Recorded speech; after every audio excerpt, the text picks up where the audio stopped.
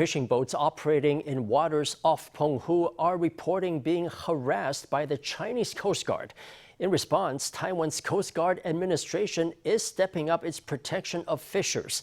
This latest development has occurred shortly after the crew of a Taiwanese fishing boat was detained in China after their vessel was seized and escorted to a port in Fujian province earlier this week.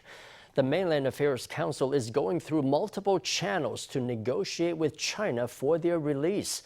Premier Cho Jung-tai urged China not to raise tensions to avoid unnecessary confrontations. Fishers were operating off the coast of Penghu, but a Chinese Coast Guard ship forced them away from the area. The two ships were only a few dozen metres apart. It's only about 30 to 40 nautical miles from here to here. It's the high seas and a common operating area. Look at how far they drove them away. This captain shows a satellite map and stresses he was operating on the high seas and had not entered China's territorial waters.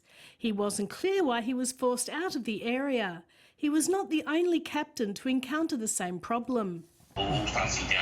There were 3 or 4 Coast Guard ships surrounding us on the high seas. They drove us away. We can't make a living from the sea like this.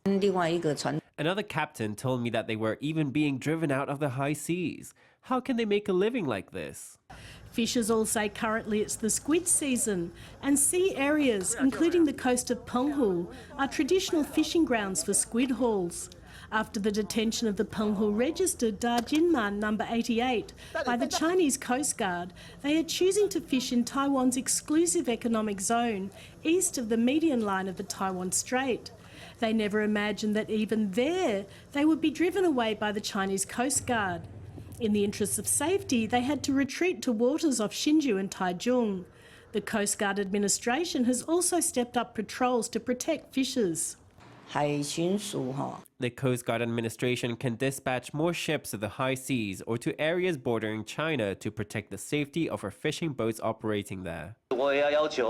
We also urge the Chinese side at this moment not to raise tensions and take any excessive measures, because that will possibly raise tensions and unnecessary confrontations. The Da Jinman No. 88 is currently safe in China. Former lawmaker Lin Bin-kun and former Penghu County Council Deputy Speaker Chen Shuangquan are negotiating with China for their release.